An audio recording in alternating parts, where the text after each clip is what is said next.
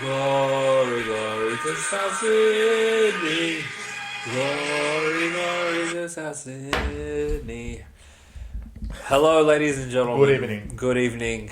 Welcome to the BackYourself Podcast special edition of the review of Magic Round, Round 11 in the books. It was very special because we had a cracking round of footy where there was a lot of close games and it ended with some not so close games. Obviously, the Sunday after the thriller in Manila in the first game, the next one, Para wake up. And they have woken up and they've pulled the trigger on a very questionable call that we will get to later in this podcast. But after a very busy weekend, we do apologize. We are one day late with the review. I must say, Chris and I were working overtime for the premium followers, sending out plays like they were fucking going out of style. And we give ourselves that little buffer to send, because we're all about quality on this podcast, not just quantity. And we took that bit of extra time to kick back, and now we're here as always in our new drip. Obviously, there was a very significant event this weekend. After 4 months of NRL action, dating back to last year, the South Sydney Rabbitohs win the comp essentially. So we will get to that. But Chris, welcome, my friend. Thank you, sir. What are your comments of the Magic Round? Round? I just want to say shout out to NRL again. We said at the start of Magic Round, it was an absolute spectacle for everyone that was there. It seemed like an absolute great time. I hope everyone that did go to Magic Round had a great time on Caxton Street or in the stadium. It seemed like a great event, and hopefully next year they can do it again. Maybe we'll be in a box next year. Could be in a box, man. Could be. And I think the NRL announced that they're going to be keeping this in Magic Round. I think Brisbane got the rights for this for the next couple of years at least, which is encouraging. The NRL do this very well, so good on them. From what I could see and the people I've spoken to, it was a cracking weekend up there in Suncorp, so well done to them. But the weekend, speaking of cracking, started off in cracking fashion, and my co-host here is wearing their scarf, and it's not in celebration, it's out of spite, because he has had a bit of a running back and forth with the Bulldogs fans who have been coming out for his blood with their pitchforks. And it was a good week for Chris and not such a good week for the Doggies fans, because after 9 sin bins, they did fall to my mighty Canberra Raiders, who beat them for the third year in a row in Magic Round by exactly 4 points. So we should have started our NRL ladder challenge giving out Raiders exact winning margin 4. Well, you dropped give +4 and I gave unders, which I thought would have hit, but this guy wants to sin bin everyone. But are we starting off? Yeah, it's all yours. Well, look, you're the one with the doggy scarf. I've got the doggy scarf on for the rainy day, but I thought I'd wear it today because I want to see all you guys watch this part of the video, because as far as I'm concerned, you guys are fucking garbage, like I said you were. They went down to 11 players. There was another team that went down to 11 players this round, and they almost showed some fight. But Dogs, you actually scored all your points within a 12-minute stretch and didn't score for any other parts of the game. It was, I think, 30, 34, 37, 42 straight after halftime. And that's when they had 11. And then when 13 players were on the field, you guys just went out there and looked like you were fucking shaking. I just want to say, first of all, you could feel hard done by with the first 2 tries. Like, they weren't brilliant from the Raiders, but what actually showed to me that you guys will never make the fucking 8 this year is the Hudson Young's first try. After Raiders had defended their line for what it seemed like 20 minutes with 11 players, then it went to 12, then they finally went full strength. You guys give away some retarded penalty. They walk down the other end, and Hudson Young looks like they parted the Red Sea, and not one player was even close to him, and he strolls over, and all of a sudden, after all of that, they're only down by 2, and at that point I was like, look, they've lost. Because if Dogs are going to concede a try like that, abysmal. Now, that is as far as I'm going to take it for Dogs, because I'm going to hold some of my shit back, because you guys can salvage it in the next coming weeks, but if all I heard for weeks is that you guys are going to make the 8, honestly, it was like a migraine in the back of my brain. And then when I see you guys lose to Raiders, it just goes back to the fact that you guys are fucking garbage, as per what I said. So, wake up, and this is a spite for the next one, for the preview, which is coming tomorrow when we record it. wake the fuck up. Because if you lose to fucking Dragons, you guys are going to get absolutely flamed. Yeah, fair enough, mate. I must say I love Raiders for starting the week off the right way, and I was quite bullish on them in the preview, and my logic and thinking going into that game was, look, in this sport, you can only be up for so long, and Dogs, I couldn't really pinpoint one bad performance in them in the entire year, and right on schedule, they gave us a pretty bad one. Look, all the people that took Dogs, all the people that tipped them, you were hard done by in that first little stretch where, look, it's just variance, right? Like, for no reason, Connor Tracy drops the ball. It lands in Savage's lap and he puts the ball down. Before you know it, bang, you're down 6-0. And then 5 minutes later, Ethan Strange goes shots on and the cunt drops the ball on his 10-meter line. They score again, horseshit try. But they got one as well. I'm getting to them. And when you analyze this kind of a game, you go into it thinking, oh, Dogs have been defending like quite well. They don't just concede tries at will, and Raiders are naming a questionable spine. You probably like wouldn't see that many points in them. Which, to your point earlier, Chris, I think that was kind of why you were leaning towards the total points unders. But your bet was just nuked because of certain events in the game. Dogs spotting Raiders 12 points, Raiders spotting them 2 sin bins, which at that point when it was 12-0, Raiders looked like they were running away with it. Dogs, you were donated the even more of a charity try than you gave them, I would argue, because Jordan Rapana, and he did make an appearance in Wort FC, literally sabotaged Xavier Savage by kicking the ball away from him so the Dogs player could put it down. So that's your first try. Fine. After that, I mean, Josh Papali literally got sin bin for hip dropping his own player. Because on the replay, Kickout looked like he snapped his leg in half and he was never to be seen again. But the replay actually shows that Papali hip dropped Kyle Weeks, who threw, like, it was like collateral damage that Weeks ended up hurting Kickout. So I thought that was a questionable sin bin to start with. But obviously they lose one player. And then 2 minutes later, Dogs go down their vaunted left edge after 3 hours. They realise, oh shit, all our talent's on this side of the field. Let's go this way. And Adokar streaking down the sideline. I don't know why he didn't pass inside because it would have been an easy try, but he thinks it's Origin apparently. He goes the chip and chase route, and Rapana, again, makes an appearance in World FC for this reason, that Adokar literally kicked it back to New South Wales, and this guy just goes shots on anyway and gets sin bin for no reason. Again, I thought, like, the ball literally, Usain Bolt himself couldn't have got there, but fair enough, you want to call that a professional foul, it's Rapana. And he had more questionable moments in this game, but I'll get to that. So, at this point, if you're incapable of scoring against 11 players, then, like, you should literally go to New South Wales Cup. And to Dogs' credit, they did score. They scored, bang, bang, bang.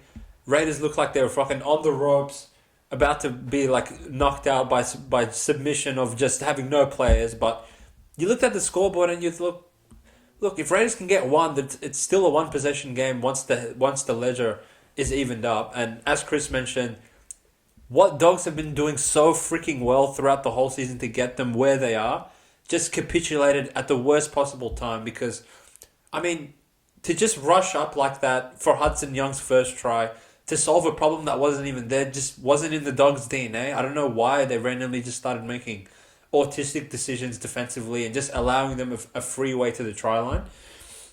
But even what I'm more disappointed in Dogs than their defense is actually their offense. Because with 3 minutes to go, and I specifically requested that Matt Burton enters Word FC because of his performance. But I took him out.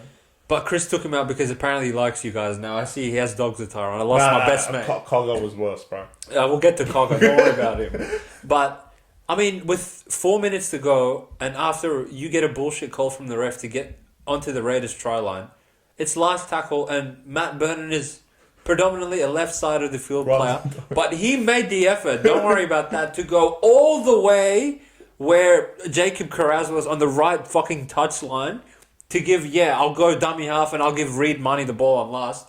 Mate, like, you're the one that's getting the big pay compared to everyone else in the spine. You're the one that's touted for Origin. You're the one that's meant to be the fucking dog savior. And you're bowing down to Reed Money on last tackle for what reason? And one part of Matt Burton's game is his running game, which was not on display this game. But the other part is his aerial threat, right? The kicks that he does, no one can catch him in the league because that fucking must be a nightmare. And again, like, what was wrong with just kicking the ball up to kick outside and letting like, how many bullshit tries do we see when someone taps the ball back or some idiot drops the ball from the other team? No, you want to peg the ball at Reed Money, so he drops it, and you guys quit after that. Well, I mean, Reed Money had a horrific game. Yeah, and that's why he was in Wold FC. And he was quite poor. And why did you want him to get the ball with 2 minutes left when you needed to try? It did not make any sense to me. Some would say maybe Rapana should have been sin bin again. I actually think his second effort of tripping Marnie was worse than the first one that they sin bin him, but I guess the bunker at that point didn't want to have 3 sin bins in the one game, so they're like, fuck it, play on. But yeah, Raiders, through the adversity of going multiple players down and multiple scores down, keep fighting, showed some bloody heart and showed some ticker. And the Dogs, you don't get killed in the grand scheme of the season, in my opinion, because I saw this coming. It's hard to be up for every single game, but it does add double the amount of pressure into next week, because if you look up at the ladder after next week and you lose to Dragons and you're 4-7 after what seems like such optimism and such good play from you guys, then it's essentially same old Dogs at that point. So you're if you lose, you're 2 wins behind Dragons, and Dragons probably won't make the 8. Yeah. So it's going to be dangerous signs. It's going to be dangerous signs with all the players going out for Origin, since they're all so good. Look, not ideal to play Dragons off a bye, who were the only team that were just chilling last week, didn't have to play a game, but you did play the first game of the round, so this will give you a bit more time to get your head in the game, and we'll see whether you guys bounce back on the Thursday night. Obviously, we'll review that individually tomorrow. But Dogs, you get a pass. You weren't great. It was quite a lackluster performance, but happens to the best of teams, which we saw that on Monday, that's for sure. And we'll see how you bounce back. That's all I really have to say about this one. But I have a whole lot more to say about the next one, because under duress, put it here, baby. 9 weeks in a row. I'm going for double digits. Manly a fucking war. Thank you very much for that. Not the way we thought on the review.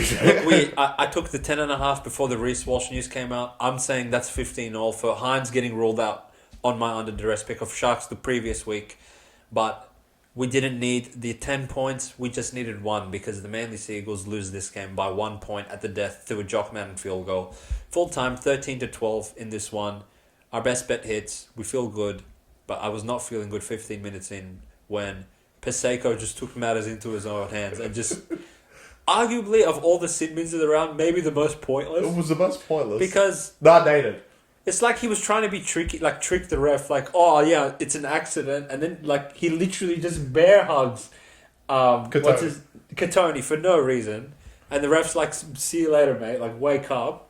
And at that point, Manly was still asleep, because you go try, and 10 minutes in, they're down 12-0. The spread's they're already not covering the early spread, so I'm like, fuck's sake, here we go again. But interestingly enough, Broncos don't actually score a try for the rest of the fixture, which is really funny to me. But Manly, they're not good. They're really not good. They're all right. They're not bad. I thought they played okay. They showed a bit of heart.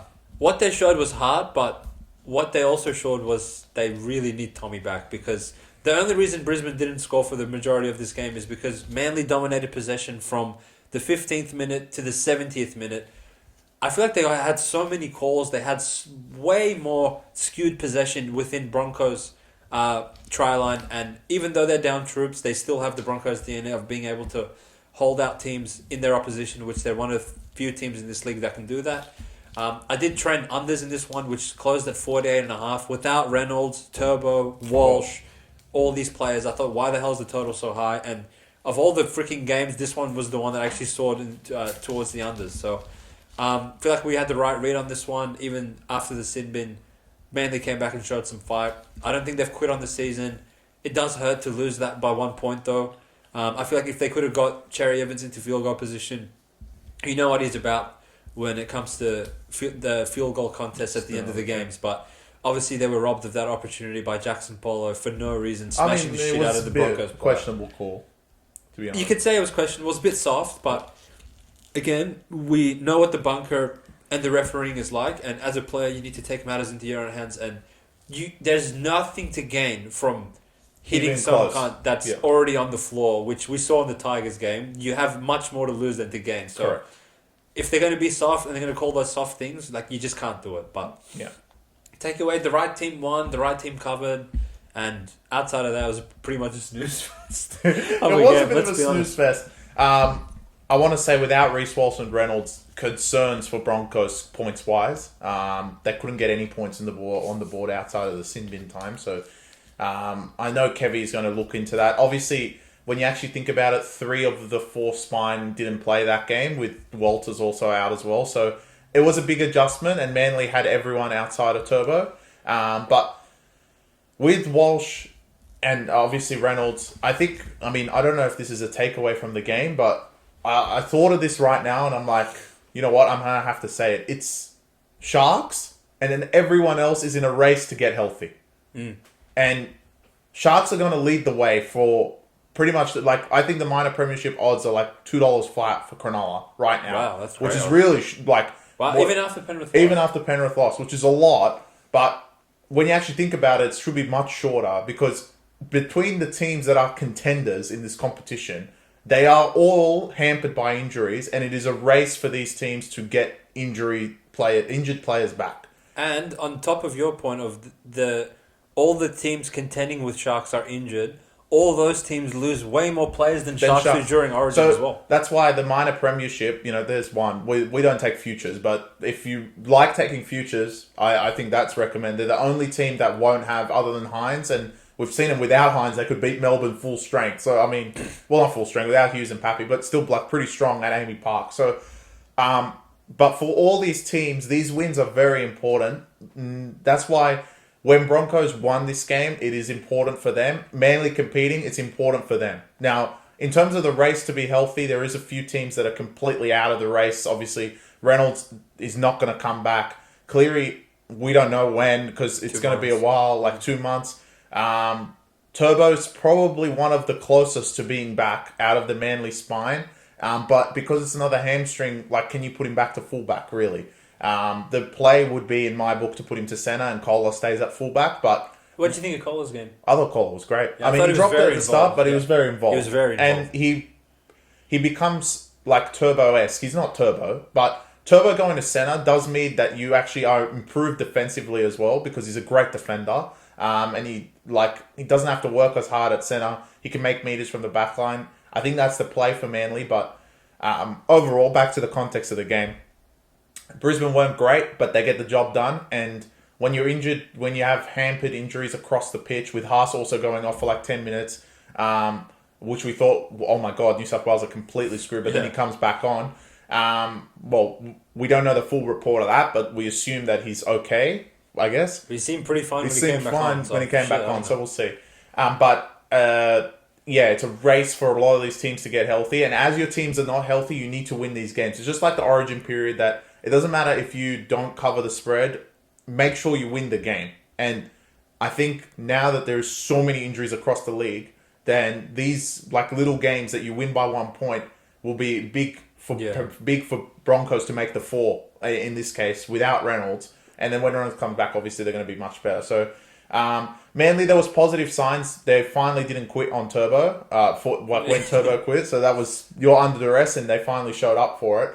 And positive outlook for this week, because now Melbourne are completely injury riddled with Munster going out later in the round. But there's a lot of teams in this position that all can make the 8, and the healthy teams, literally, there could be 2 in the whole top 8 at the moment. But as you mentioned, Chris, those narrow victories help these teams so much, but the narrow losses really start piling up. Yeah, I agree. If you think about Manly, easily could have won the Dolphins game and easily could have won this game as well. Having those 2 wins as opposed to having 2 losses next to your name, really, if you were to look at them in the ladder right now, would change your whole perception of them, even though they're the same team. So I'm kind of worried for them if they get to a point where they still don't have Turbo for another 2 months and they keep racking up these narrow losses. They're going to have to start turning them into some wins, which they're back at 4 Pines Park this week, so we'll see how that goes. But I don't know how long. I think Turbo's probably one of the... They said 2 months. Oh, so he's the same. 8 weeks, yeah. So everyone's on that 8 weeks cloud. No one wants to play Origin, it seems. No one wants to play Origin. Speaking of people not playing Origin, so we move on to Saturday after going quite well on Friday, and if anyone was following the ladder challenge, it was not so good on Saturday, but We start with the Titans of War covering, I believe, every single game without Tino, including this, becomes 7 in a row. And in my life, I've never ever seen a worse halves pairing. Almost. Well, we've played. Like, I've seen everything in this sport. He played good. This game tips off. Knights go up 10-0, and you're thinking, all right, it's over. And then you blink, and Titans have 24 points. And that's including all their missed conversions. 5 tries, ladies and gentlemen, 5. Well, they could. Knights conceded 5 tries to Weaver, and I couldn't... Well, who ended up playing fucking 5'8"? Randall actually played 5'8". I've seen everything. Well, look, they were good. Why did they not quit? Titans, shout out to you guys. Actually, shout out to Des. We said this at the... Last year we were saying this. This was the greatest move they could have done, getting rid of Holbrook, the retard, and getting Des. And at the start we were looking a bit shaky, but my God, his Titans are really showing up, especially without Tino. I could just imagine this team with Tino, the way they're playing. It would be a completely different season for them. Unfortunately, then the second half hit, and they couldn't score again. Yeah. It was like their halves hit them all in one go. Yeah. The Knights took the game by the scruff of the neck. Maybe got a lucky try. I still think the Jack Hetherington one, he definitely was going for the ball. I don't know what the ref was looking at, saying he was making a tackle. But anyway, then they pick it up, and 2 quick tries within 10 minutes. And the Titans were like, oh shit, they're only like 2 points behind us. We're in trouble here. And then Knights ended up putting him away with that Jacob Saifidi penalty try, which actually I forgot about Mo Fonawake. Could have been in the team, but Farmasuli was still worse. Yeah, I agree. He gave the penalty try away at that point. I want to say a lot of these penalty tries, like, they're up for debate or they're controversial. That you could have given 2 penalty tries. Well, it was that blatant. I know there's another penalty try later in the round, which you have their scarf on. How come that was a sin bin? What I thought afterwards was, how come it was a sin bin? 8 points? Because it's foul play. It's different. Yeah, but Jacob Saifidi didn't get 8 points. No, because Jacob Saifidi is retarded. Is that what your point That's is? not what I'm saying whatsoever. Jacob Saifidi wasn't hurt. So, look, if you're going to call a professional foul, you can't call a professional foul and a try. It's one or the other. But you can call a try and foul play during the try. I'm not disputing that. But how come then the Jacob Saifidi wasn't 8 points? Because he didn't score. So if he scored anyway... No, because the extra 2 points comes from the foul play. Yeah, but that's what the sin bin is for. It can't be both. The foul play it's not like try scoring related. So if the South's halfback did that on the 40-meter line, he would still get sin bin and there will still be a penalty. Correct. That's the logic. Correct. I get that. Whereas if Jacob Saifidi does that for no reason, they're just like, what the hell? Yeah, but it'll still be a sin bin. It's a professional foul. No, it wouldn't be. If someone's running it's only professional because it's try scoring. Whereas the South's one, there's nothing professional about it. Okay, so they're saying he hit him that hard. Yeah. Okay. Yeah. Well, he was bleeding out of his nose. Yeah, I get it. I understand. I'm not disputing it, but I thought that was a lot compared to a different penalty try. Yeah. Which I thought should have deserved 8 points, but anyway, that was my opinion. Wait, so you want to give 8 points? Yeah. You're saying Fonawake is that subservient? Yeah. No, that's a bit harsh. That's the point of the penalty try. Well, essentially, you're actually... Fonawake is doing them a favour because he's taking out the chance that Saifidi goes and drops it. I understand. That's not the point. But... They don't concede. They concede the try and that's it. Where South on the other side conceded an extra 2 points and a sin bin. Okay, so if the South's halfback hits the guy in the head and knocks him out, yeah, the rule is in place for you can't just smash someone in the head, right? Because if they only give 6 points up for that, yeah, you can just go start knocking cunts out. I'm not disputing what happened in the South game. I agree with everything that happened. But my point is, you're saying it should also apply. It should also apply in the Titans game. Nah. Because when South got conceded 8 points, I love when we talk about South, but when they conceded 8 points, I was like, all right, that's it. And then he calls over this cunt and sin bins him. So what the fuck are these cunts going to do? Of course they're going to quit. Yeah. Which they ended up not quitting, but it was a lot. Back to the Titans game. Don't know what happened in the second half. Knights were the superior team throughout the game. I thought without that, whatever happened in that 20 minutes, Knights were the better team overall. again, we say David Kalen Armstrong. My God. Yeah, hat the trick. speed that you have, and some of the support play is absolutely brilliant. There's a lot of fullbacks that don't get there, and you were there every single time. I promise you, Kalen wouldn't have been there. Kalen wouldn't have been there. So, like, I want to say, like, shout out to you. That's why you made the team of the week. It was a bit of a toss-up because someone else played on Returned of Hammer Time, played absolutely brilliant, but I had to put you in. You were incredible and pretty much put the Knights on your back. Like, every time they went through, you were just there, and, you know, that's what support play of the fullback is supposed to do, and he was absolutely great. You missed the controversy of this game. Oh, the no try. What'd you think? Try. That's a fucking try, What do bro. you mean? Look, my argument for Sami's one the week before, wasn't it? was 10 times worse. Yeah. But my argument for the Brian Kelly no try was, look, all right, the ref awarded it live. If the bunker doesn't make the decision to take it off him, no one will ever fucking go back and think for a millisecond, Knights got robbed. No, but try. If you're going out of your way to conclusively say, yeah, there's separation between his hand and the ball, when it looked pretty clear in 4K that his fucking arm is on the ball the whole time, why are you, like, taking the game out of the fucking hands of the players? There's no fucking reason to call that. Titans, as shit as they are, they've been trying their fucking hearts out for weeks on end, and after they had every opportunity to quit in the second half, they hung in there, and they put a little grubber through. Marju's asleep, and the guy hits it back into Brian Kelly's lap, and who's playing on the other side. 8 Knights players are on him, and he drags all of them to the try line, reaches over and slams the ball down. Titans are celebrating like they won the comp, and then literally what felt like 10 minutes later, everyone's like, all right, like, where the fuck's the try confirm sign? We're checking grounding, and everyone's like, why? It was a try. And then anytime the commentators react so vigorously to a decision the bunker makes, like, you know it was just fucking pointless. So I mean, it was pointless. I mean, the Coruscant, this was worse than the Coruscant one. Yeah, it was.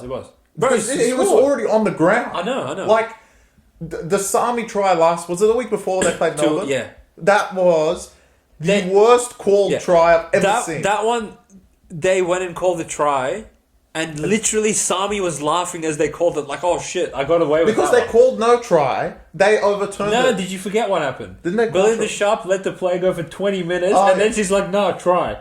Oh, yeah. Which was the stupid in itself. Again, it was called try on the field. What evidence was there that he dropped it? That's what I'm saying.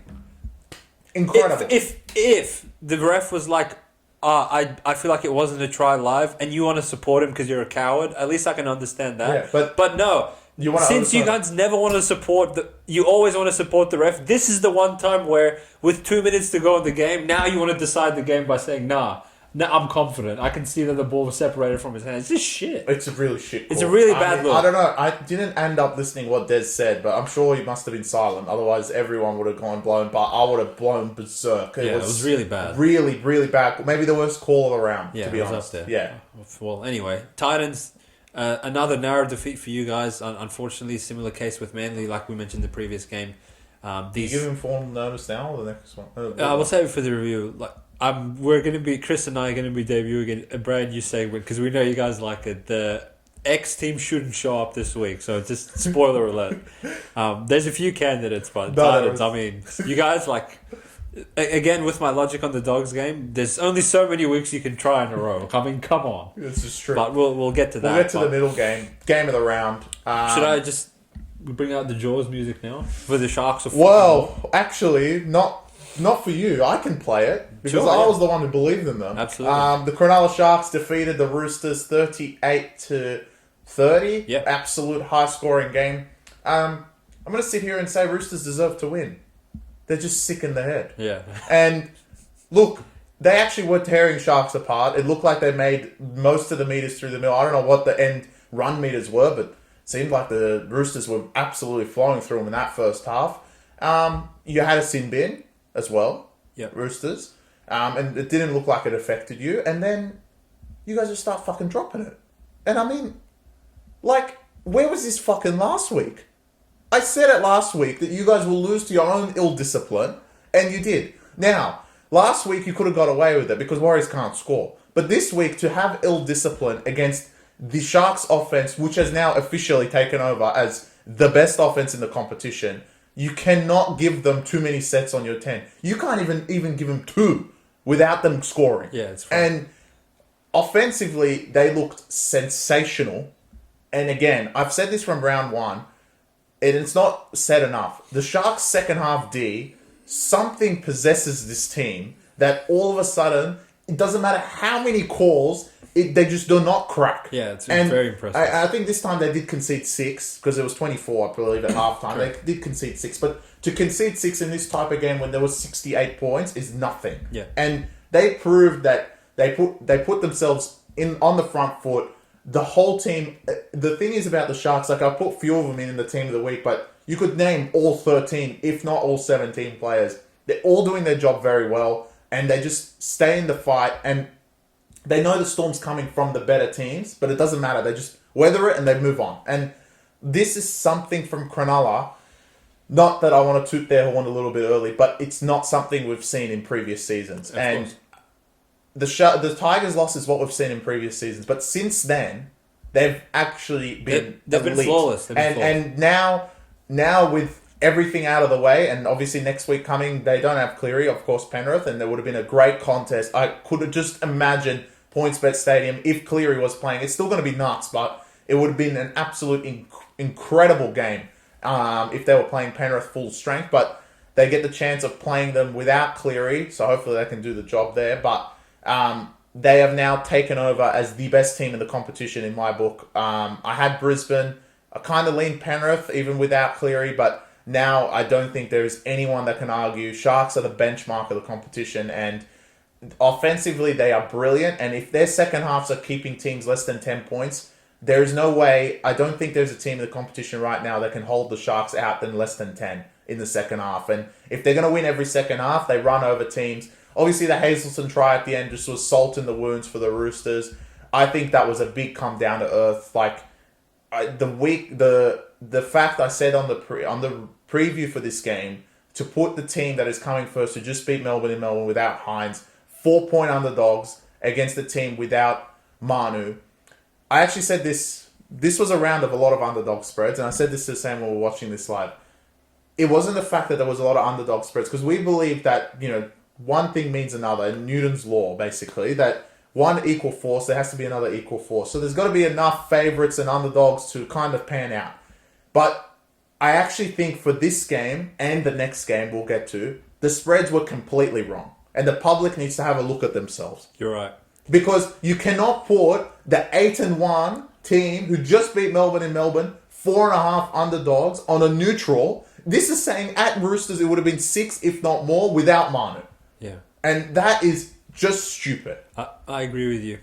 South should have been 12.5. No, great. South should have been more. I agree, but no. South is good. South are good. Chris, I think eloquated himself very well in this game. He was all over in the preview. During the game, honestly, I sat next to him the whole time. He didn't waver in his confidence in the Sharks. I want to pinpoint 2 moments for the Roosters, which pretty much sums up this loss. Angus Crichton. The first try to Will Kennedy, to concede from the opposition's 20-metre line 5 minutes into the game like that really set you to a bad start in this game.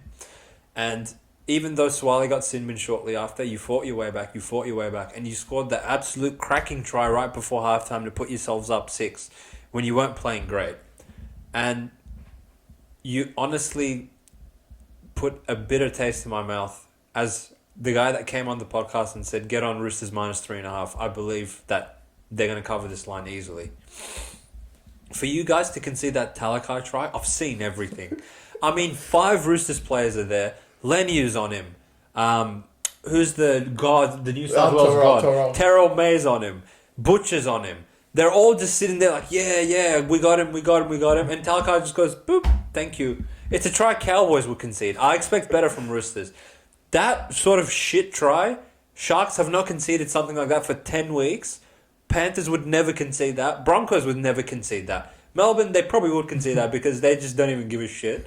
But for you guys to concede that in the, I feel like that was the tipping point in the game. Outside of that, sure, you dropped it on their 10-metre line a bunch of times, Angus Crichton came back down to earth. Everyone all of a sudden is calling him the next Sonny Bill Williams. Just pump the brakes. He was literally out of the team for 10 weeks before this. Just calm down a little bit. And your massacres against Warriors with no players and Roosters kind of is left with a black stain next to it because when push came to shove, you did back down to Sharks in the end. So you'll get your opportunity probably a couple of weeks from now because playing Raiders this week, like you're 12.5 point favourites again, which I'm sure I can already see what Chris is saying on the preview, saying why the hell are they 12.5 again when they just fuck themselves over so much. I'm actually not going to say that because I think like we did actually say this before. You've got to take into account that some of these teams have gone clubbing. Yeah. No, I truly believe there's handicapping analysis for next week in terms of which teams went clubbing for a little bit too long.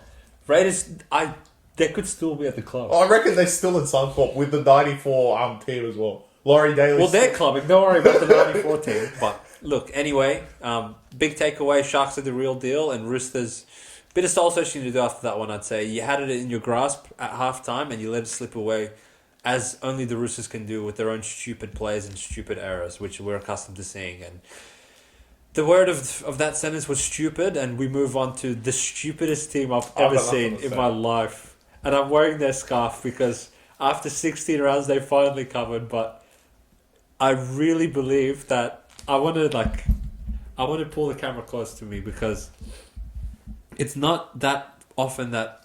I mean, I watch a lot of sport. I watch every NBA game I can. I watch every footy game. I'm up at 3 a.m. to watch NFL Red Zone. I watch thousands of sporting events a year, right? But what I witnessed from Souths really hammered it home that they are the worst team I've ever seen in my life. And I'm saying this after they covered. Like, they finally covered. You'd think I'd come on and say, yeah, good job, Souths. No. Souths are really fucking bad, bro. And Cowboys, we know that Chris and I come on and we bag them out every week, but they honestly never got out of first gear, let alone second or third, in this entire game. And so many weird shit went against them. Like, I think to Jeremiah Nanai's no try, which normally you would call obstruction because of the lead runner running into the line, but Vialia actually obstructed Johnston by just standing next to Nanai like this while he was going through the try line and blocking Johnston's path is what they called. Shit call, technically right, but it's just shit luck for Cowboys, right? So many errors. I think Cowboys conceded maybe 10 penalties and had 14 errors. Souths... look, let's start from the beginning. Souths literally put a bomb up in the second minute and Drinkwater dropped it. So before you can even blink, Souths are on the 10-meter line. And I don't know, when their offense became so discombobulated, because when you look at the team sheet, you still see Wyden, Latrell, Cody Walker, Johnston, the Saviour at back row. Everyone's on the same edge. Why is it so fucking hard for them to just run the right lines and be in sync? Cody Walker gets the ball, one guy's in front of him, one guy's directly behind him, one guy's just looking at the sideline. Latrell's not even... They had to zoom out for me to see where the fuck Latrell was. It's just the same story with these guys. It's unbelievable.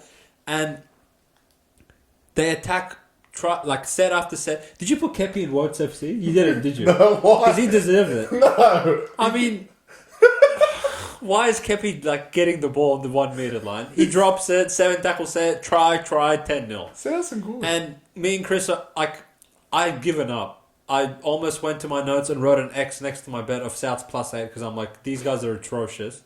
But Cowboys equally as atrocious as them. Give Souths a sniff, and Latrell turns into Mark Henry, and 15 players on him was not enough. They needed a 16th because after Cody Walker pegs the ball at the ground, he picks it up like the saviour and takes all the Cowboys players into the try line and puts the ball down. You sense a little bit of hope, and then a couple good hit-ups the next set. Bird just comes on. Souths have some energy. They score again. I'm like, Chris, they have the lead. How good's this?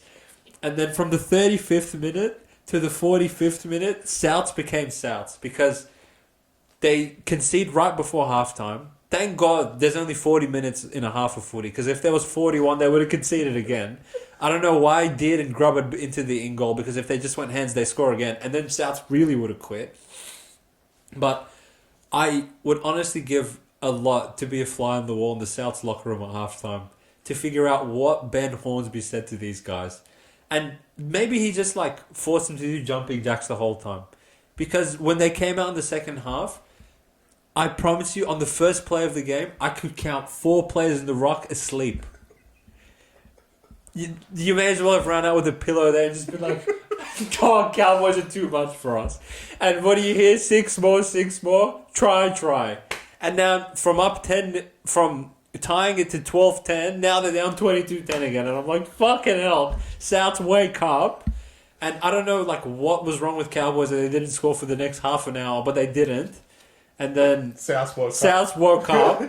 And I think it was Latrell pegging the ball at Johnston on the edge, and Johnston scores, and you're thinking, wow, 4-point game, all right, let's go. We're wrong. And then the South's halfback, I mean, if you're not going to tackle him, Johnny, just put your hand down, because Val, I forget who exactly scored him. Oh, it was Dearden, yeah, of course, because who's going to tackle him? South's is short on the right-hand side, and in a last-ditch effort, the South's halfback smashes Dearden in the mouth as he goes to put the ball down on the try line, and I want to say the first event of this season, we see a penalty try and a sin bin for foul play, as Chris mentioned earlier. It's a lot to like cop in one little moment of the game. Lose a play for 10 minutes, concede a penalty try, and concede the extra 2 points. So at this point, we've given out Souths +8. The try makes it the margin 8, so we're still covering. And then this is the punt for you. Holmes obviously hits the post and it ricochets out. So then the 2 points. So then what really is fucking us over at this point is the penalty try itself to make it 10. And South's a shorter player now, which it looks like they always play with 12 players because they just never have numbers anywhere. And now I'm thinking we're fucked, but then here comes the saviour, Dame Time himself. Like, I guess at that point, Cowboys are just mailed it in because they knew they had won, and Souths is so bad that they don't even need to try anymore. Maybe that was their logic, but a quick inside ball to the maybe he was playing fullback, the beach sprint champion under the post, and me and Chris are doing laps around the house, thinking like they might win. Obviously they can't win because they physically can't beat anyone, and at the end of the game, this one's a 4-point margin, and Cowboys. You actually wish it was 4 points. Did you forget he missed? It was 6. Oh, well. He missed in all the games where the totals went over for this round, this one closed at 50.5. And what was the score at this point? 26-20? 28-22. 28-22. And literally under the black dot, rushes the kick for I don't know why and misses what my fucking auntie could make with her eyes closed. I don't know. It's not the first time he's done it either. I don't know like what Latrell's doing, but it's a white cup. That made the margin 6 and kind of took a bit of wind out of the South sails, and I guess that was the game. Well, they had a set at the end. They had a set at the end. Oh yeah, they did. Yeah, with Peter, like what a call! I thought they might have got one over, but then Latrell would have missed the kick, but. I think you said enough about how bad South were. Oh my God. I think we're going to give a little bit of how bad Cowboys were. I mean, to be honest, there were points in that game I was like, Cowboys could win by like 50. Yeah, I agree. South were honestly not in the fight for like 30 minutes of that game. And Cowboys just started doing dumb shit. I understand like Vilea being in front of the ball, like, it's just dumb, right? Like, why is he standing there looking at him like this? I don't know, but there was the errors, especially at the start of the tackle count, giving South the ball, and defensively on your line, it's the same garbage. I mean, that Seawalks try was honestly shameful to concede to South. You can't let him. South cannot run shape, so he does one left foot step and the Red Sea parts. On an origin, like. Literally, it's just a left foot step. They can't do anything else. Yeah. Just tackle your man. Like, literally, they were incapable of doing anything else, and you let that go through. And then, on top of the fact, I understand that all of a sudden teams with 12 or 11 call out dogs. They become superhuman. But to concede that Damien Cook try, where were the Cowboys players? Where were they? It was an outside-inside when you guys have an extra player. It makes 0 sense. They have one less and you have one more. Yeah. Garbage. So, look, South covered. South were horrific. Abysmal. And the Cowboys, it's the same bullshit. Like, you got the 2 points, but my God, you guys are just quitters. Like, honestly, just don't defend. You need another team for defense. Honestly, it's just horrific. So, we go on from... No, we're not. Why not? Because... There's more to say about South. I really, need to reiterate to the world that's watching this podcast that I promise, I swear on my mum's life, who I love more than anything, this is not hyperbole from me. I genuinely, in my heart, believe Souths are the worst team I've ever fucking seen in my life. Ever. And I've seen a lot. I saw the Knights team that got 3 wooden spoons in a row. I saw Para when I feel like they had 3 wins in the whole year. I've seen a decade of Tigers. Souths, considering the talent that they still have, I don't know what Ben Hornsby says to them. What does he say at halftime? I really... Wake up! Well, clearly not. They're doing jumping jacks at halftime. I don't know. You reckon we could be in the coach's box and get him to fire up a little bit more? Oh, yeah. Bro, Souths are horrific, man. Like, I can't even laugh at them anymore. They're so bad. Well, I think South is beating a dead... No, actually, this was their... Oh. I can't believe this was the game they ended up covering. It might have been their worst performance. God, they were so bad. The Dragons one is up there, though. No, the Panthers one. The Panthers one was... I can still see Schneider showing and going, and no Souths player even looked at him. Well, there was also the Edwards The 20 minutes? Well, speaking of Edwards, the scumbag missed the 2, and that note, the New Zealand Warriors, by some miracle, won this game. They heard your upset 1 week later. By some miracle, beat the Penrith Panthers without Tohu Harris and without Sean Johnson. And in this game, I officially had seen everything. Magic must have been on the field. Penrith, you guys are going to be the bigger call-out. Look, Warriors played with a lot of heart, did what you need to do if you're an understrength team, and they just kept themselves in the game. Tuapiki was brilliant at fullback. Only if we said, get Charmsy the fuck out of there weeks ago. But you put Tuapiki there, and he was sensational at fullback. So please, Webster, keep him there. I mean, you're going to probably have to, because I think you got another shitload of injuries with Egan out as well now. But you guys were exceptional, did everything right as a shit team going to play the defending champions. Now let's get on to these pricks. Because now it's time. Because now you guys are really starting to struggle all of a sudden. And all those fucking cowards that called me out saying that these guys are not going to... These guys are easily in the 4. They could still make it. But that was the most embarrassing performance of the year for Penrith by a long shot to lose this game. And it looked like you guys could not get a point on the board. And you scored 20. And next week is going to be a whole lot harder. And you're probably going to need a lot more than 20 the way the Cronulla Sharks are playing. So... Look, wake up. If I had under duress next week, I would put these cunts under duress, because wake the fuck up. Because if you guys get killed in this game, all of a sudden my take doesn't look too far-fetched with Origin around the corner and half your team literally going out, even Cleary not being there.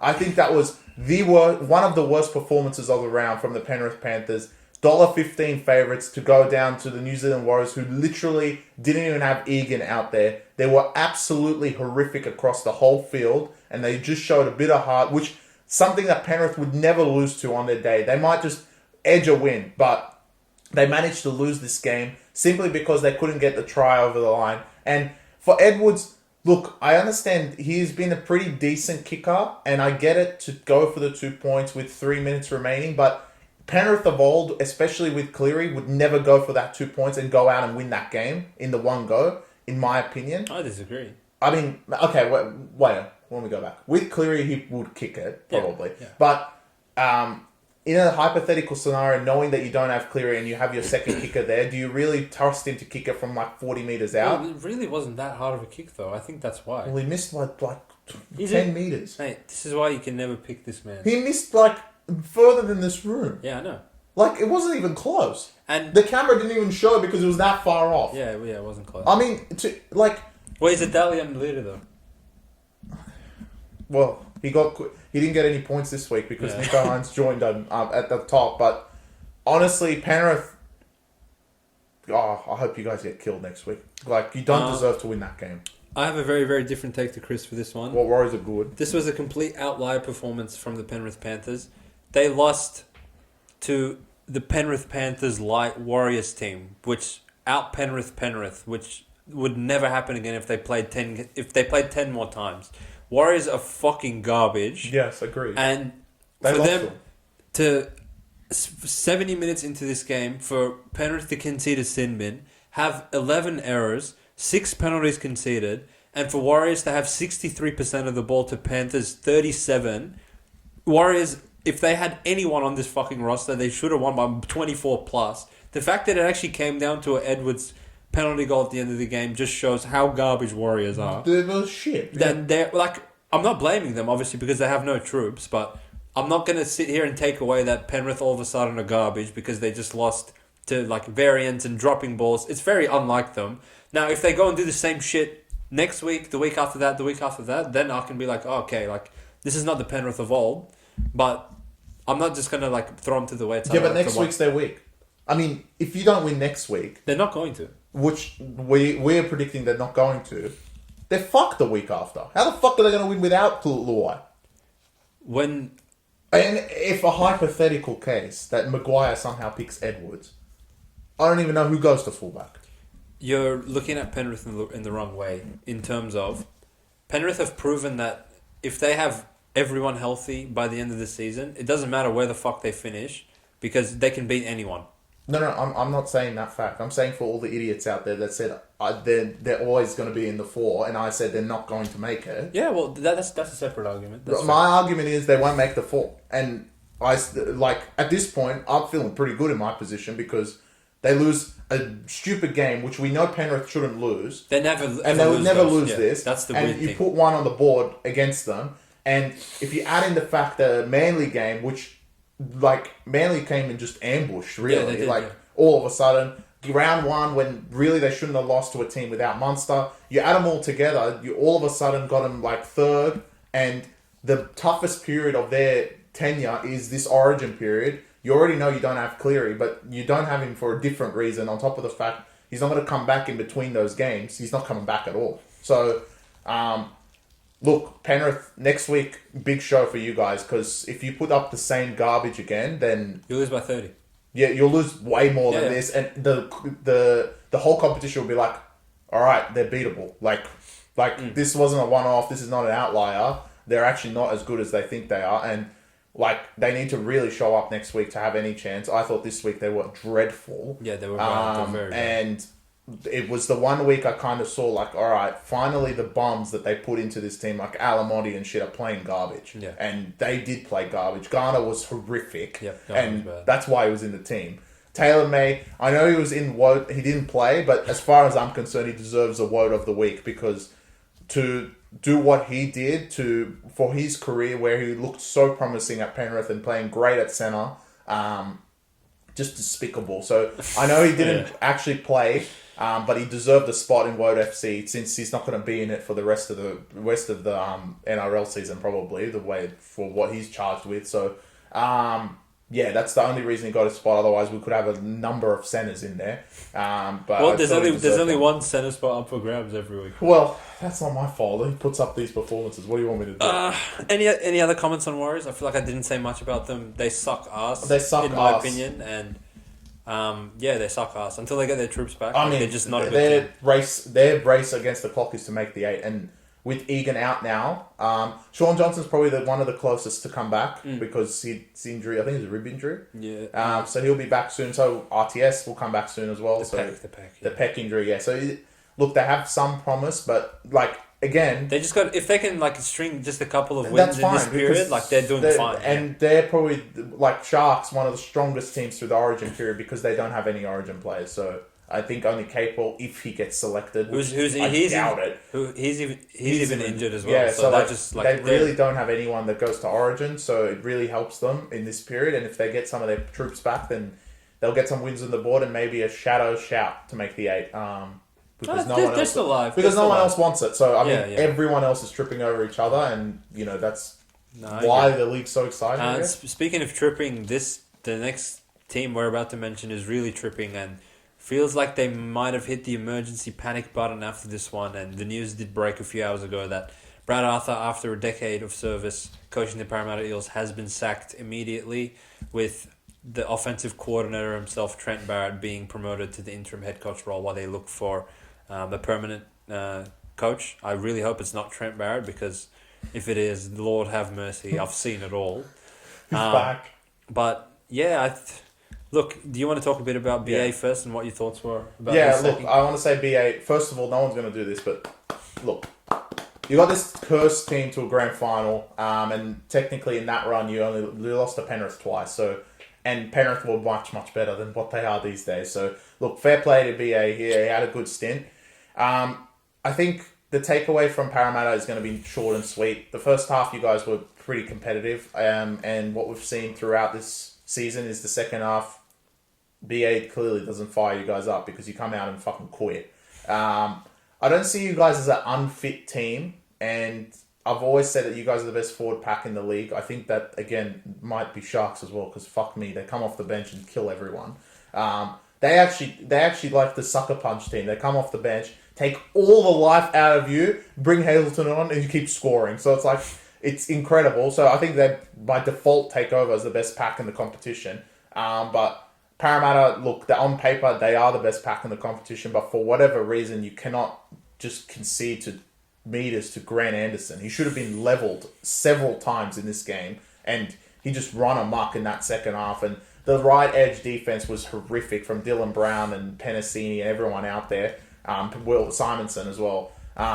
They just ran right in that half. And Melbourne, look, without Munster, I think it's more future-proof than anything else. It was a good win to get under your belt like that second half, but next week looks like a tall task without 3 of your 4 spine players being there. Well, main spine players being there. Obviously, Failongo looks incredible, as he always does, and Grant was sensational, and that's why he was in the team of the week, scoring his 2 tries. But I think Para's main like everyone wants to hear our take on BA and the future of Parramatta. We've been confirmed, well, there's been some sources talking about Wayne, but it seems like he is confirmed for South, so that definitely is not the play that Parramatta are trying to do. Look, from my book, Parramatta have a window of 2 to 3 years to win a premiership. There is a few younger players there, but a lot of the players that forward pack, Gutherson, your captain, has only a few years left in him if he's gonna play fullback, right? Or in the team in general, even playing centre, he's gonna struggle. So, look, he has a few years in him, and Parramatta have a small window, like a few clubs coming up, because Penrith becomes significantly worse next year without Luai and Fisher Harris, and seeming like they're not gonna sign a forward. If it's Stefano, I mean, I've seen it all, but they're not gonna sign a big name, and there's nothing really on the market now that David has made his decision. So, look. There's few clubs that definitely have the ploy to win a premiership, and what I was saying to Hussein is that with Wayne Bennett, you could throw Parramatta like in that top 4 very easily, especially with Wayne coming across and Lomax coming to the team.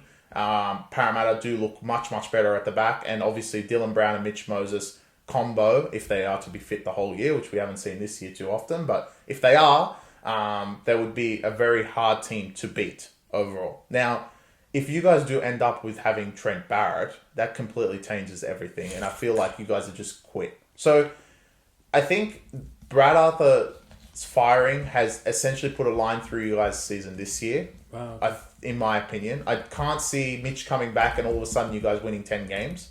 And somehow making the 8 and then making a run from there. I think this is more of a play that we can't give Brad Arthur all these weapons for next year and him to shit the bed again. We need something new. Even if it's going to be shit the bed, at least we're rolling the dice. And if that's the true, if that's what my assumption will be for Parramatta's board, that they're going to get a coach for next year, like scrap this year, put a line in the dust. We haven't made the 8 twice in a row. Next year's our year and we've got to fire up. And they bring a good coach along. Everyone becomes healthy, and obviously the addition of Lomax going on to the centres, I think that helps obviously a lot. King, hopefully he'll be able to play as much as he can and continue his force at fullback. But I think with the sacking of Brad Arthur, Parramatta, in my book, are scratched for the year. Interesting, mate. First of all, congrats to BA for 10 years of service. I believe he was the second longest tenured coach behind Bellamy. In a league that's chopping and changing coaches all the time, he was there for a long time. So well done to you, mate. as far as how you performed in that time, I feel like you took over at the wrong time in terms of being a decent club, because Para were in the fucking dumpster when you took over, and you, along with whoever is making like player personnel decisions, has done a cracking job, because Para's roster over the past 5 years has been, you've had everything to work with that you could have desired. He's honestly, in my opinion, steered them in the right direction. Like you mentioned, Chris, they lost at Bluebet that 1 year in the 8-6 fixture where literally I thought both teams were going to fucking kill each other. And then the year after that, they made it all the way to the big dance and lost to Penrith again, which no one else has beaten them, so you can't really hold that against them, I suppose. Last year, they were a bit banged up, and obviously Mitch missed time. Gutho missed a bit of time, and Brown obviously missed Brown had the little incident, which, I mean, that's completely out of BA's control. But what is in BA's control is how the team performs when the star players aren't there. And look, to miss out on the 8 last year narrowly by 1 win is not that much to sneeze at in terms of being a fireable offense. But what have we witnessed from the team this year? So Mitch Moses goes down in the after the third game. After the third game. So he didn't play the Tigers game? No. So he doesn't play the Tigers game. So as soon as Mitch goes down, you lose to Tigers. Lose to Raiders. Which you're the last team to have lost to Tigers. Tigers have not gone to win since you guys lost to them, right? You go to Canberra and you lose by 40 points when the bookies still had you at a pick'em, even odds to win that game.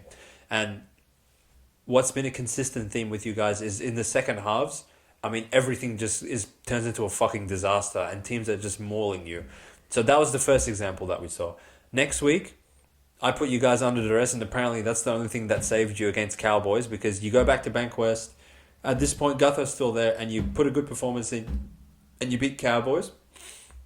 But the real alarm of the season was going up to Darwin the following week, being up 10-4 to Dolphins and conceding 40 points like this, again in the second half. So whatever BA is saying at halftime is just not clicking. And you led at Brookvale 14-6, didn't cover 10.5 plus, and lost by double digits to Manly. You were never really in the game against Brisbane, although you were unlucky. That was probably one of your better performances. Still lost by 18 in what we're considering to be your better performances. And for Munster to go down the way he went down, I thought literally he snapped his groin in half, because I've never seen a player in so much fucking agony on the middle of the field. And for Blaze to score right before halftime to cut it to a 6-point deficit, and I'm in my car driving home, and it's a 15-minute drive, and between halftime and the next chance I get to check my phone, it's 36-10. Yeah, literally. And I'm wondering, all right, who's like gone into the spine? So obviously I call Chris and I'm like, what's happening? And he's like, Grant Anderson has just turned into fucking Cameron Monster 2.0. Yeah. And I scroll back 10 minutes to try and figure out what the hell's happened to Para in this period. And I mean, Melbourne it was like Magic Round from 4 years ago, where it's just kick off, try. So same old story with Para, and I guess the board has fucking had enough of these performances. What kind of makes me scratch my head is the players have come out, and to quote Regan Campbell-Gillard, said he would die for BA, but it doesn't fucking look like he would die for BA when you get on the field and you guys just... I mean, sure, Moses is out, Gutho's out. You would be deficient in certain areas of the game, maybe... scoring or... shifting the ball efficiently in the opposition's 10, kicking deep into corners, fine. Gutho, I'm sure, organises the defence much better than whoever the hell's playing fullback right now, fine. But your all-star forward pack is still there. So there's really no excuse to be getting killed in the middle of the field by Dolphins and Melbourne. It's not like you're getting killed by a full-strength Penrith forward pack or Sharks or even Roosters when they have everyone. You're getting killed by mediocre forward packs and you're not putting up any resistance whatsoever. Really alarming. So in the grand scheme of things, my takeaway in terms of the coaching is, all right, you've gotten rid of BA, who's shown that he's a pretty good coach. I don't think anyone could sit and argue he's garbage or he has no clue or whatever. Now, you've obviously done that because you want to compete for a premiership in the next couple of years. I don't see what you gain out of firing BA if you're just going to go and hire some Joe Schmo. So when we acknowledge the fact that Wayne Bennett is most likely coming here next year, that I don't really see any options on the market that you could be like, oh, BA's gone, let's put this guy in and everything's going to be all good. Well, what I was going to say was, look, it's been confirmed everywhere, but so was David Fafita. So I'm still skeptical. You're holding out hope that you would not fire BA for no reason to bring in Luke Burke. And look, because as far as I'm concerned, you're basically saying, in terms of Mitch, Dylan Brown, all the younger players on this Parramatta team, you guys are done. You might as well leave. Because if you don't go out and hire a good coach, you won't be a premiership contender, yet alone a top 4 team. You might finish in the 8 every single year with Luke Burke because you're going to fire up for him. But you guys are not going to contend when the league will be at a point where it's so spread out, the talent, that everyone has a chance. And look, I just don't think that's their direction. So I'm holding out hope that Wayne, in my book, clip this if you want. In my book, Wayne is better off to go to Parramatta. And the future of Parramatta, especially for what Wayne's looking for, like a 2-3 year tenure, is exactly what Parramatta have in front of them to present to him. Because in the next 2 or 3 years, this is the peak of Parramatta's team. And the way that they can play, the way they play, just needs that wisdom behind them. Because their stupid offloads and, their 4-pack absolutely running riot just needs to calm them down at times. Because there is times in a lot of the matches throughout the years with Brad Arthur that they've looked unstoppable offensively, and they just offload the ball. And once they're on, they're just another breed of team. So there's obviously the defensive factor for Parramatta that's an issue, and especially on the edges. But when you bring someone like Lomax and you bring the wisdom of Wayne Bennett, you'll bring these poor players, just like we're seeing at Dolphins, becoming much, much better. And I think their tenure to win a premiership gives them 2-3 years. South, if he goes to South, I mean, obviously it's the story, but I don't see them as a premiership threat, even if he goes there, because overall the team is basically all 35 years old, and with Seawalks almost out the door, Latrell, God knows if he wants to play footy anymore, and Lydon aging, and you guys still having the possession of Damien Cook, who's may have saved us this round, but you still sucked ass. You don't have a threat compared to some of the other teams in the competition. So in my book, if Wayne was going to backflip, I wouldn't backlash at him. I think it's the right play for him, and Parramatta will be much, much stronger with Wayne Bennett, and in my book, could contend for a premiership even as soon as next season.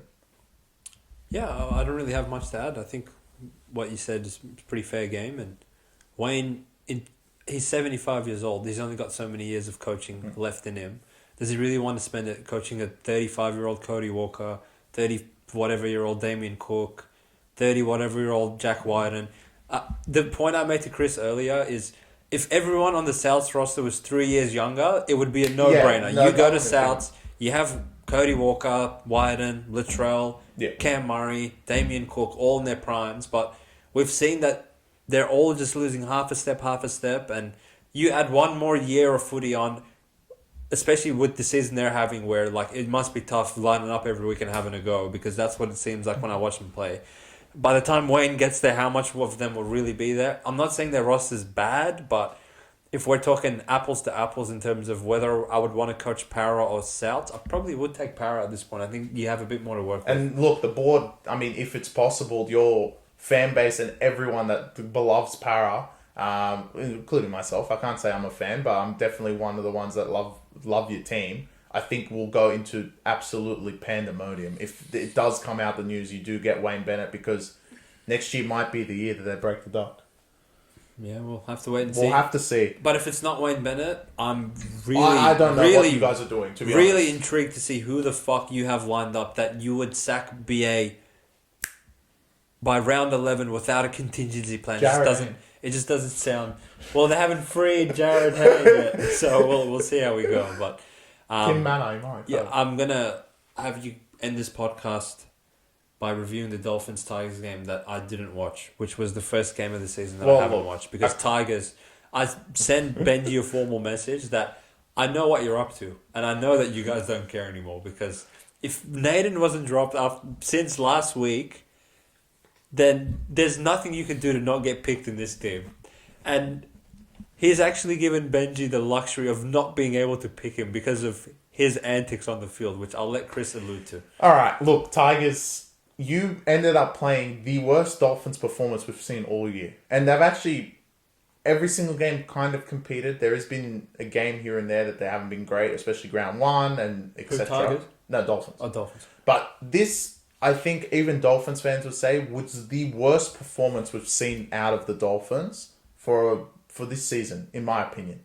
And, like, I understand the heart, desire, effort, but the Tigers have always had that. I don't think there's a few games, but they don't lose heart completely, right? They've always kept themselves in the game. They're not saps, right? They don't quit.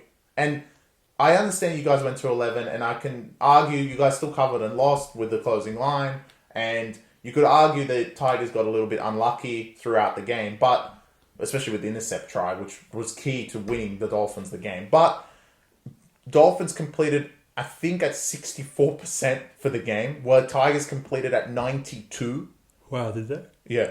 And with the sin bins on top of that, I understand why Dolphins led this game. But in my opinion, I don't know, when I watched the game, I just never thought Tigers had a chance. Like, the sin bins didn't added to that too, but it still just didn't look like you guys had a chance in this game. I know that there's a lot of fight in this team, and they're really playing for Benji, in my opinion, especially with all the outs that you guys did have this week, with the experience of Bateman and Papali'i both being out. It doesn't help, and obviously playing Sullivan, who actually had a decent game for once. And Coruscant is the leader, and he got his 4-pointer, which this one he actually grounded, just letting you know. Thank you so much. But Dolphins, look, you got the win, but you weren't great. You can't play like this week in, week out, especially against stronger opposition. I think you got lucky behind the Tigers and obviously the sin bins. In terms of the sin bins, there was no argument. Naden's sin bin was honestly the dumbest thing ever, because Tigers actually had it rolling at 12-6, and the sin bin just right at the end of the halftime, just despicable from Naden. Benji, you are on notice. If you pick him again, I've seen it all. He's in the vote of the week on back-to-back weeks. Might be the only player that's got in back-to-back weeks. The South halfback. The South halfback. I mean, there's two players I've got in back-to-back, but Naden, you would be captain in both of those because, look, to put shots on the way on the ground, and then you could take that clip and put Bradman's best try last week. Like what? Where was the shots on there? But look, Tigers, you do play another team that literally are quitters in the Cowboys, but it doesn't look great for you guys at all. I said it at the start of the preview. At the start of the season, you might not get 4 wins, and it might be like on that trajectory, because with all the outs. Actually, I just realised you can't pick Naden because the dickhead is suspended. Yeah, Olam's also suspended for his tackle. Look, what was it, hip drop? Yeah, obviously. So look, you guys are just. I don't know who's going to play center. I guess your favourite player. No. Oh, no. Kapol might be in there. Oh. And you still don't have Caesar. Obviously, Coruscant's going to go one-man show. He actually dyed his hair for his 200, so shout out to him for playing 200 matches. Premiership winner, and he absolutely is putting the Tigers on his back at his age. Must be hurting. Two-time premiership winner. Two-time premiership winner, sorry. People forget that he filled in for Isaac Luke in 2014. Yeah. So, he left. Yeah, he left after the first season. Yeah. But yeah, I just want to say, Tigers, wake up, fins up. You guys have an interesting date with the Warriors, which we'll see how that goes with all the Warriors outs and you guys going all the way down there, which is a bit of a trip. Just quickly, Chris, your takeaway for the round, Magic Round. What stood out to you? I mean, I can't take anything away from not these guys, but the real sharks in the water. I mean, the Cronulla Sharks are proven to the competition, and I must say that good luck facing them at the moment. I think they're the most hot team in the league, and now everyone is finally putting respect on their name. It's taken 10 rounds for this to happen. I understand they've played terrible opposition, but everyone should have woke the fuck up after they beat Melbourne without Hines. They didn't wake up. All I heard was Roosters all week, and the Cronulla Sharks went there and did the job. Roosters may have not been full strength, but you guys were out there laying 4.5, so I've seen it all. The Cronulla Sharks were the superior team, and they showed why they can win a premiership, and Roosters fucking can't. Yeah, fair enough. I was gonna do the Sharks, but I'll do a different takeaway that sounds. there could be a bit of a spoiler alert to under duress, because now officially the club is under duress, and with a decision made today, Parramatta, like, I cannot believe the way that second half unfolded, how fucking horrific you guys were you weren't getting killed by Munster and Pappenhausen like you were 4 years ago in Magic Round.